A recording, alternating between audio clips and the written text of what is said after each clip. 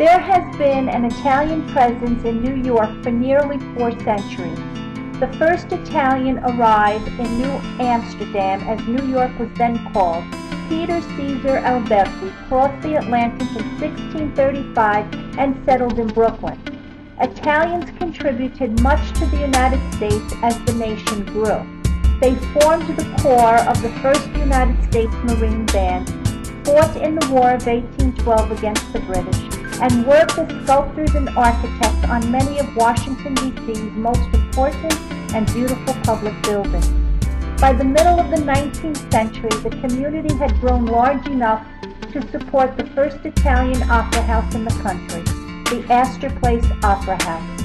The flow of Italians into the United States began to increase around 1870. The first Italian-American Mutual Aid Society and Italian-language newspapers were founded, and the community began to flex its political muscle in Congress.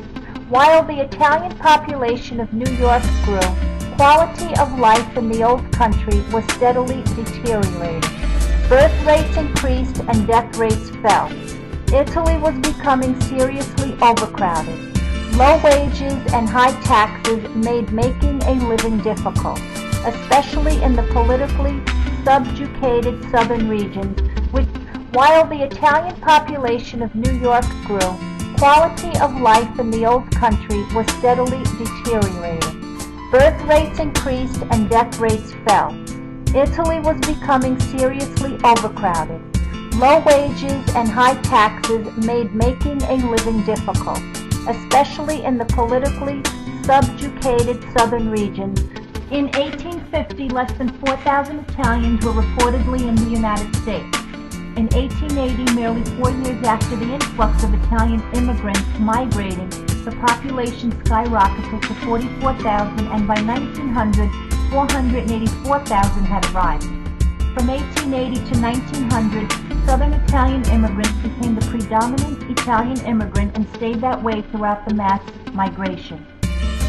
Between 1876 to 1924, over 4.5 million Italians arrived in the United States, out of a population of only approximately 14 million in Italy. Unable to earn a livelihood in their home country, they became migratory laborers. Figures show that for the period leading up to 1900, an estimated 78% of Italian immigrants were men in their teens and 20s who planned to work, save money, and eventually return home to Italy. Ultimately, 20 to 30% of these Italian immigrants returned to Italy permanently.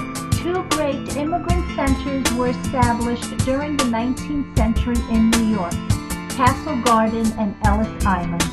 In 1855, Castle Garden, a disused port at the southern tip of Manhattan, which had been established as a resort and park, was established as the Emigrants' Landing Depot. At first, New York State supported Castle Garden. However, in 1882, the United States began levying a tax of 50 cents per head on all newcomers and gave New York State a portion of the profit to maintain Castle Garden. In 1890, the federal government took charge of immigrant processing. In 1892, Ellis Island, located at the mouth of the Hudson River in New York Harbor, was established as the chief immigration center. Between 1892 and its closing in 1956, over 12 million immigrants passed through Ellis Island. By the time the steamships from Italy sailed into New York Harbor, the first and second class passengers had already been inspected and cleared to land by immigration officials who came aboard. However, steerage passengers who were not afforded such privileges and their first steps on the mainland were brief. They were directed carelessly onto ferries which shuttled them to Ellis Island. These vessels were little better than open-air barges, freezing in the winter, sweltering hot in the summer, and lacking toilet facilities and life-saving equipment. Deaths caused by exposure to cold were not uncommon. A public health official estimated that of the children suffering from measles when they arrived, 30% died because of their trip across the harbor. On busy days, these Italian immigrants were imprisoned on these vessels for hours while they waited to disembark and be ferried to Ellis Island. The immigration inspection process was a humiliating and dehumanizing experience for many Italians. They were given medical inspections and asked 32 background questions, and those with contagious diseases were shipped back. Although there was no evidence that any single immigrant group was a health menace, or that there was a direct relationship between any immigrant group and a particular disease, American-born New York natives often sought to blame a specific ethnic group for the presence of a particular disease. The Italians were an especially popular target of such criticism. During a deadly polio epidemic along the eastern seaboard in the summer of 1916, the Italians were blamed for the presence of the paralyzing disease that often struck children. Because this influenza struck individuals of all groups and classes throughout the country, and no single immigrant group was blamed, there were many local cases of medicalized prejudice. At times, native-born Americans' fear of disease from abroad became a rationale for an equally great and pre-existing prejudice.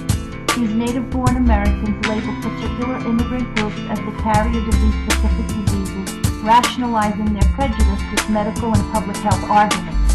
Medicalized prejudice became the foundation for the arguments of immigration restriction supporters. For example, in the 1830s, impoverished Irish immigrants were stigmatized as the bearers of cholera, and at the end of the 19th century, tuberculosis was dubbed the Jewish disease or the tailor's disease.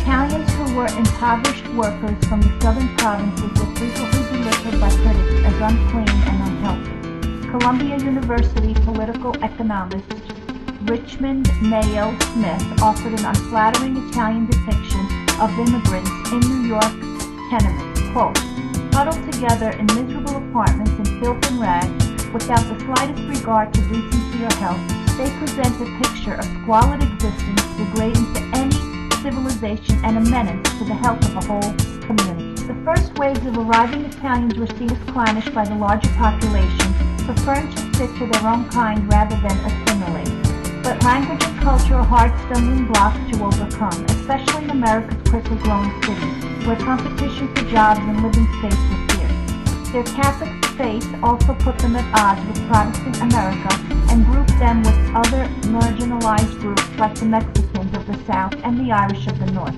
It was also easy for local law enforcement to pin crimes on men who did not know English or their legal rights. Also troubling to many critics was the combination of Christian and pagan beliefs that influenced Southern Italian views of what caused disease and what cured it. Among newcomers, cultural baggage was often the belief that illness was the result of il malocchio, the evil eye of envy and jealousy. The person who had the evil eye, it was believed, could cause physical injury, sickness, or even death with a glance. Prayer was one response, charms and spells another. Coral, silver, gold, or bone charms representing animals' claws or teeth could ward off the evil eye. Charms were placed in the home or worn on the body.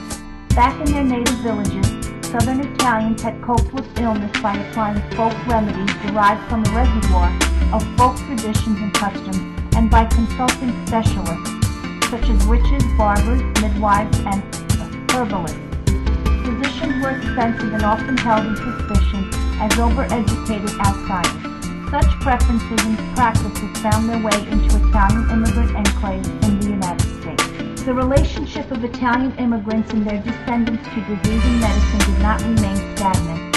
As Italians climbed the ladder of economic success, they improved the physical and material conditions of their lives, including health conditions. Moreover, customs, traditions, and beliefs about health and disease altered as Italians became incorporated into American middle-class life. With each succeeding generation raised in the United States, physicians increasingly replaced folk healers as the healthcare providers of choice. Italian immigrants and their children embraced American standards of public health and hygiene. By World War II, few American-born natives sought to stigmatize Italians in America as health menaces. First Italians in New York settled in the Five Points neighborhood, centered at the modern intersection of Baxter Street, Mulberry, Worth, Park, and Little Water Streets, where Columbus Park is today. The Five Points began to develop in the early to mid-19th century as a working-class neighborhood that housed various ethnic groups. It became identified with the Irish during the famine migration that began in the mid-1840s. As early as the 1850s, there were some Italians in the Five Points. Italians became more visible in New York's immigrant neighborhoods in the 1870s as the area that is now Little Italy grew out of the Five Points neighborhood. The Five Points district is also known as the slums of Manhattan and was a breeding ground for crime and epidemics. Italian immigrants who came to New York City during the mid-1800s into the early 1900s usually lived in the tenement district among crime, filth, and disease. The tenement houses in the lower part of Manhattan and other areas were overcrowded, lacking drainage and sufficient ventilation. Immigrants had to live in damp, smelly cellars or attics, or up to 6 to 10 people, men, women, and children packed into crowded single rooms where filth for so many years reigned undisturbed and epidemics wiping out hundreds of lives annually. Garbage and slop from the houses were thrown into the streets, left to decay in the scorching sun. Along the streets one would find in various stages of decomposition dead dogs, cats, or rats. Many Italians who had no home slept in 5-cent a spot rooms where people paid a small space to spend the night. Italian immigrants established hundreds of mutual aid societies based mainly on kinship and place of birth. As large numbers of Italians began to settle in America, they began to establish enclaves where they felt they would be safe from the prejudice and fears of the largely Irish and German communities that surrounded them. These communities are often referred to as Little Italy and would be a mix of small business, bakeries, taverns, and men and women selling breads and fruits from pushcarts. Many of these communities would publish their own Italian-language newspapers, which contained news from Italy, promoted Italian culture, and provided an outlet for frustrated new immigrants who could not yet fully understand English. Italian immigrants tended to do whatever they had to do, accepting the jobs that other Americans didn't want to do, just so that they could support themselves. Many of the Italian immigrants found work in street cleaning as well as public construction work. A large number went into the peddler business, selling fruit and vegetables, as well as working as waiters in restaurants and hotels.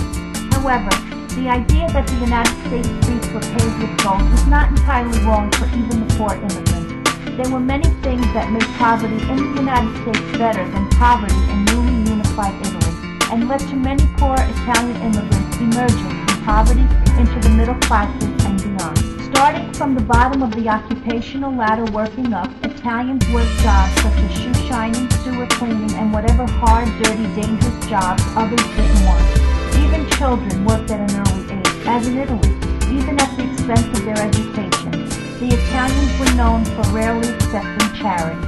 The Italians were noted for their diligence and moral practices as workmen. Most were unskilled laborers, though, working in mines and construction jobs. Over the years, the Italians rose up the economic scale, but acquiring job skills in blue-collar jobs, rather than by becoming educated and entering that profession. The Roman Catholic Church, central to the lives of many Italian immigrants, was dominated by Irish Catholics in New York City. In 1891, the first Catholic church was built that retained Italian Catholic traditions, the Church of the Most Precious Blood of St. Michael, at 113 Baxter Street. In 1894, the church was purchased by the Franciscans of the Immaculate Conception Province, who were already engaged in building St. Anthony of Padua on Sullivan Street in the heavy Italian South Village. The influx of Italians would continue into the 1910s. By 1930, Harlem was the most overcrowded neighborhood in Manhattan, with an average 236 people per acre, twice the rest of Manhattan. Its population had soared to over 200,000. In the 1920s, Italian immigrants continued to pour into this area, making Harlem the site of the United States' largest Italian populace. Italian Harlem, you could say, was an uptown Little Italy located between 104th and 119th Street from 3rd Avenue to the East River, no more than a couple of blocks long and wide, that once teemed with Italian immigrants operating a large variety of stores and shops in a substantially self-sufficient way. It was the site of Italian vendors displaying their wares from the pushcarts along the crowded sidewalks of First Avenue, drawing crowds from all over East Harlem searching for bargains. The delicious, irresistible, alluring aromas of espressos and Italian cuisine from the many cafes and restaurants were located along Market Street. The family was the core of Italian immigrant life and often seen as the root of survival, and certain traditions pertaining to the family began to change. The condition of life in America was not conducive to the patriarchal culture of Italy, and the language barriers served to give the children unprecedented control over the decisions of the family. Although the following generation maintained certain ways of life from Italy, they incorporated American values into their Italian culture by marrying out of their communities and moving away from the Little Italy community. A neighborhood where an undaunted Italian community, despite discrimination, hardships, and suffering in adapting themselves to their new environment, has always worked diligently and consistently, preserving and promoting their cultural heritage. It was a neighborhood where lifelong relationships never ceased to be formed. So powerful was this sense of neighborhood that many families, as well as their descendants, till this day will spend their entire lives living within its confines. God bless America.